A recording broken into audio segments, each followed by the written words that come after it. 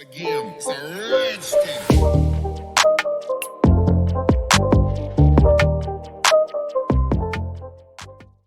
What is going on, guys? Welcome back to another AI project tutorial in Python. In today's video, we're going to build a Twitter sentiment analysis tool. So we're going to use the Twitter API in order to get a bunch of tweets based on a topic that we provide. And then we're going to use natural language processing tools in order to analyze the overall sentiment for that topic. So let us get right into it. Now, before we can get into the actual coding, we need to make sure we have a Twitter app set up. So if you've never worked with Twitter developer apps, you probably don't have that. So you need to navigate to developer.twitter.com or apps.twitter.com, and it's going to get you here to the developer portal. And here you can create new projects. Now, this only works if you have an account where you have a phone number, I think, and a confirmed email or something. You cannot just create a new Twitter account without specifying or verifying your phone number and then do this. You need to have an actual Twitter account that is verified, so to say, like not verified in terms of celebrity verified, but verified in terms of you have specified a phone number, a valid phone number, and an email. Then you can use these developer apps here. And the only thing that you need to do is you need to create an app, and you will need to have to specify what you need it for, who you are, like are you a student, are you a company, what are you doing with this? For example, I specified I'm going to do YouTube tutorials with this app, so depending on what you plan on doing with that, you need to specify what you're going to use it for, and then you can just create it. And then what you have is you have a bunch of keys here. So you have an API key and a secret API key, and you will have access tokens and a secret access token. Now, I'm not going to go through the whole process here. I think it's very intuitive, and also you can go ahead and just Google how to set up a Twitter app, developer app, whatever. It's not too complicated. This tutorial is more focused on the learning, but what you need for this tutorial is you need to definitely know your API key, your secret API key, your access token, and your secret access token. Now you can regenerate them, revoke them at all times. I'm not going to show my keys in this tutorial, but you need to use your keys, your 4 keys. You need to know them and to use them in the script. So for this video, we're going to need 2 additional libraries that are not part of the core Python stack, and those are TextBlob and of course Tweepy or Tweepy. I'm not sure how it's pronounced. Now you can just go ahead and install them using a command line. So you just go ahead, activate your conda environment if you have one. In my case, it's called main, and then you just go ahead and type pip install TextBlob. In my case, already satisfied, and then you also go ahead and say pip install Tweepy or Tweepy, which is the Twitter API library that we're going to use. So when you have that, you need to import 3 libraries, maybe 4 if we're going to do a visualization in the end, but for now we're going to import 3 libraries.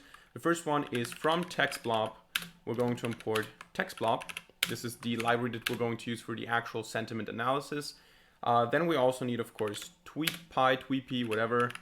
I'm going to call it Tweepy here because I don't want to say Tweepy, Tweepy, whatever all the time. So Tweepy. And then we're going to import sys as well, which is part of the core Python stack. So what we do then is we need to somehow connect to our app. So we need to use those 4 keys in order to make a connection to the app that we just created in the Twitter developer portal. So what we're first going to do is we're going to somehow get the keys. Now in my case, since I'm not going to show them to you, I save the keys in this text file here on the left, and I'm going to read them into my script. If you don't have anyone watching, and if you don't want to hide it from anyone, you can just go ahead and write them clear text into your Python code. So the only thing that you need to do is you need to say API key equals whatever, API key secret equals whatever, and you just paste the strings from the Twitter developer portal. In my case, I'm just going to read them from a file, so I'm going to say my keys equals open Twitter keys.txt. You can also do it like that if you want. Just keep in mind that you need to have the right order.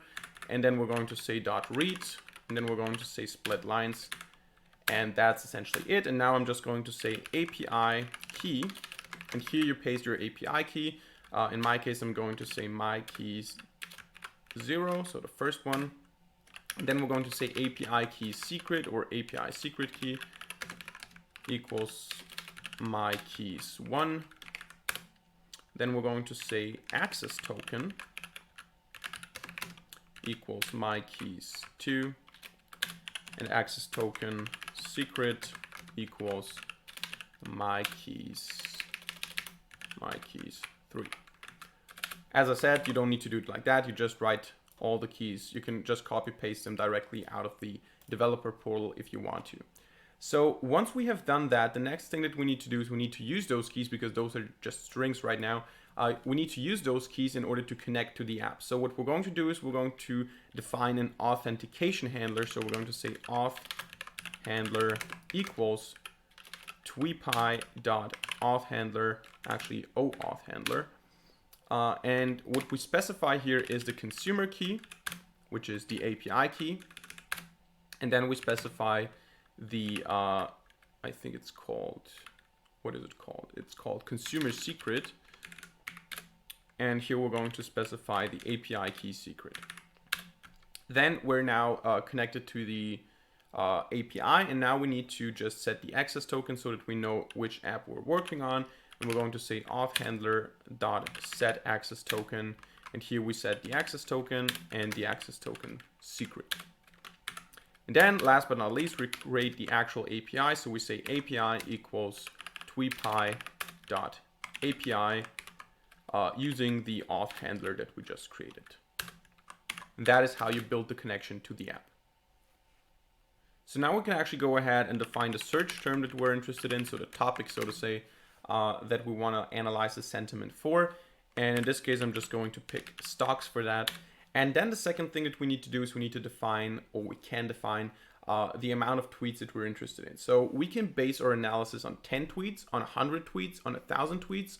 And of course, the more tweets we use for the analysis, the more quote unquote accurate it will get. Now, of course, accurate is to be taken with a grain of salt here, because we're using text blob, and essentially what we're doing is we're looking at each word and then determining if this word is a positive one or a negative one, and then just adding up all these sentiments for the individual words, which is not always in the right context, of course.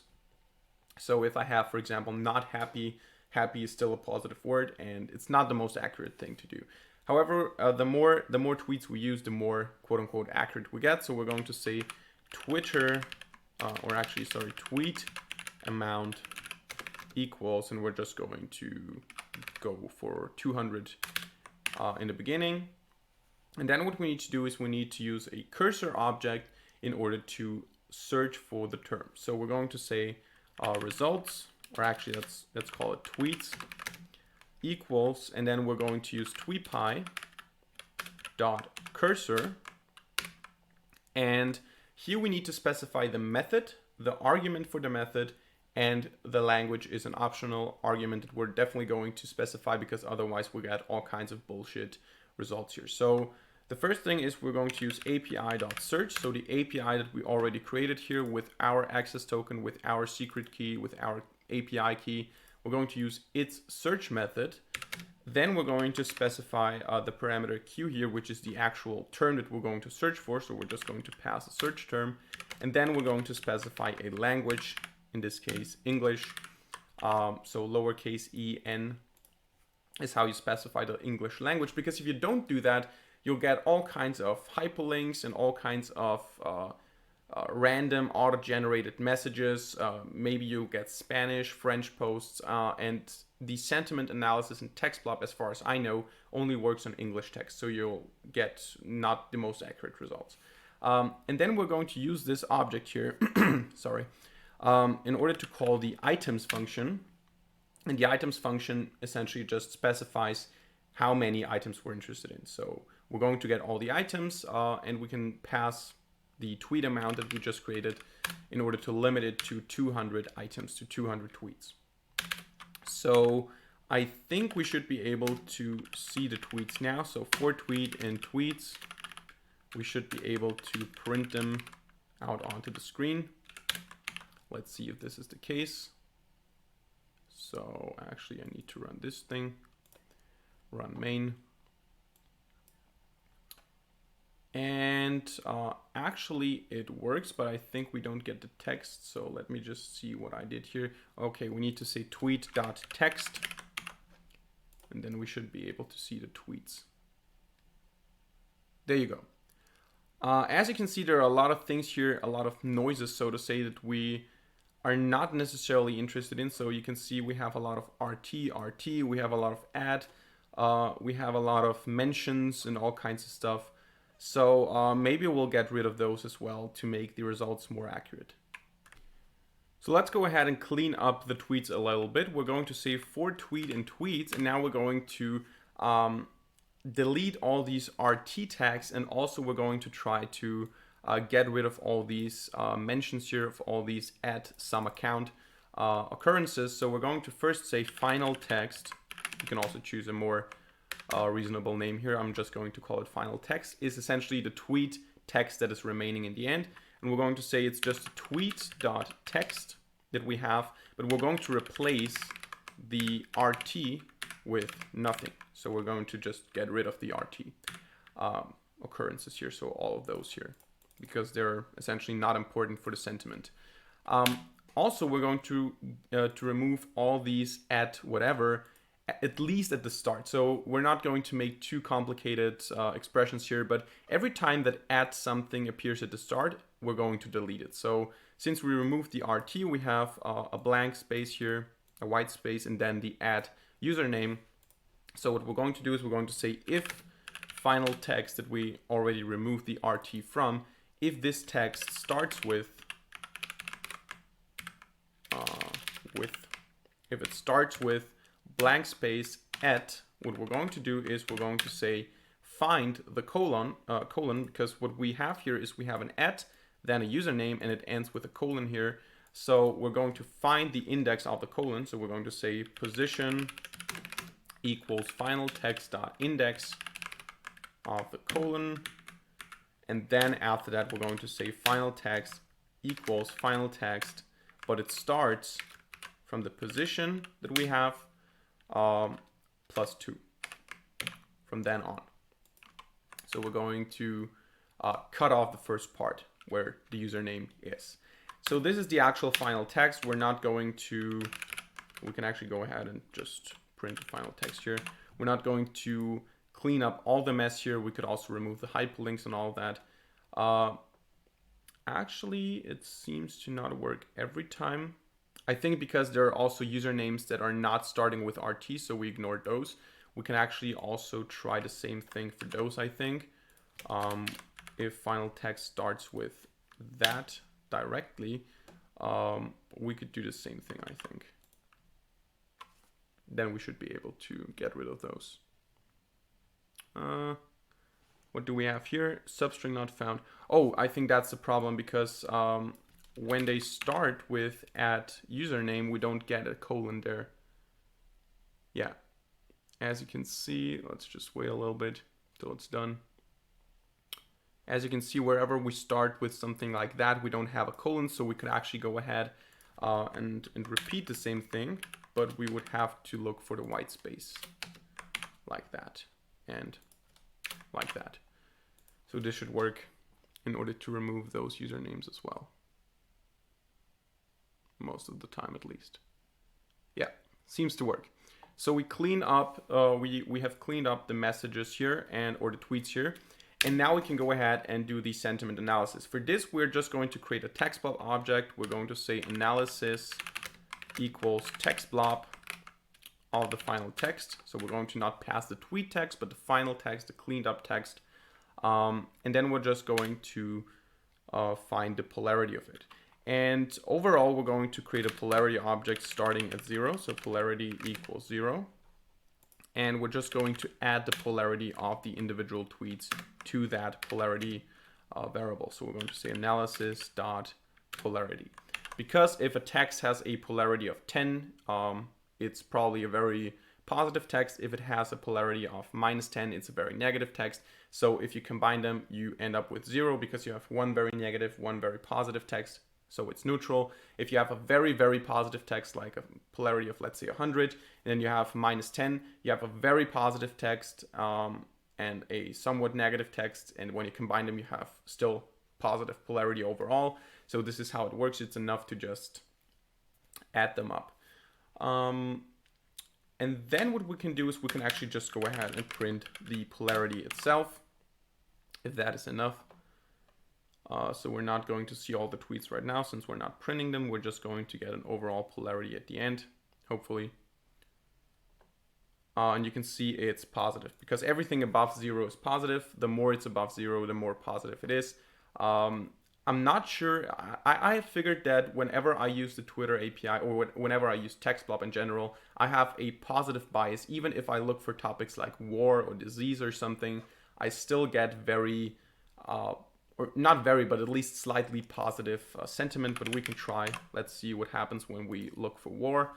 I'm not sure why this is, but I think because most words are actually positive and there are very few words that are negative, and people don't use them because people oftentimes use, as you can see, we have a polarity of 10, which is positive.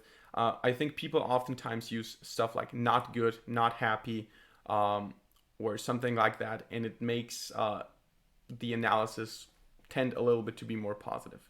However, what we can do as well is we can actually count the amount of positive tweets, the amount of negative tweets, and the amount of neutral tweets. I don't think that we will have any completely neutral tweets, but we can actually just go ahead and say positive equals 0, neutral equals 0, negative equals 0. And then whenever we have, we can say tweet polarity equals analysis dot polarity. And we can say if tweet polarity is larger than 0, positive plus equals 1. Elif tweet polarity less than 0, negative plus equals 1. And else, if it's exactly 0, we're just going to say neutral equals plus equals 1. And then here we add the tweet polarity as well. So we can print the polarity. We can print f-string amount of positive tweets is positive. And then we can just go ahead, copy that for negative and neutral, and then just exchange or swap the values here. So neutral, there you go. And one thing that you could do, since we have a positive bias, is you can actually say if you really want something to be considered positive, you have to demand that it crosses at least like 15 or 20 or something. Because if even topics like war, or actually maybe war is really a positive topic because we have so little war, so people maybe talk about how little war we have. This is also a possibility, so maybe that's really the case here. But actually you can also just set a higher standard. So you can say we don't consider something to be positive unless it has at least a polarity of 15 or something. So because I very, very rarely get something below 0, and if it's below 0, it's like -5 or something. You rarely get something like -10 because, as I said, most words are probably positive. But we can try for a different topic here. Let's see something like, what is a negative topic that will not get demonetized here? I know what you're all thinking, but I cannot do that because if I use the word that you're all thinking about, I probably will get demonetized here. So I'm going to go with something like death, because death is not never a good topic. And let's also go ahead and print the tweets so that we can see what's happening here. Not tweet, final text. And then we can see the results. Prison, death, benefit, death, immediately, death, death, death. There you go. Still positive for some reason. We have 63 positive tweets. And then we have 40 negative and 97 neutral tweets. I'm not sure if this is actually, maybe we need to work with floating point numbers. So maybe we should say larger than 0.00, less than 0.00, and then neutral is only, we're not going to do else, we're going to do elif tweet polarity only if it is exactly 0.00. So maybe that is a problem here, because I don't think that we have 97 tweets that have exactly 0 as polarity. I mean, could be, but it seems unrealistic to me.